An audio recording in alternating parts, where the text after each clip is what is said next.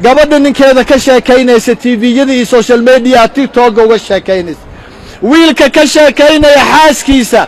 tii uu ammaanadeeda qaaday xilkeeda uu qaaday la rabay inay asturo oo uu mas'uulka ka ahaa labadii ilaahay kitaabkiisa isku guursaday intay soo baxaan bannaanka imanaya tiktok ka sheekaynaya live-ka uga hadlaya oo la isfadeexaynayo fa innamaa mathalu dhalik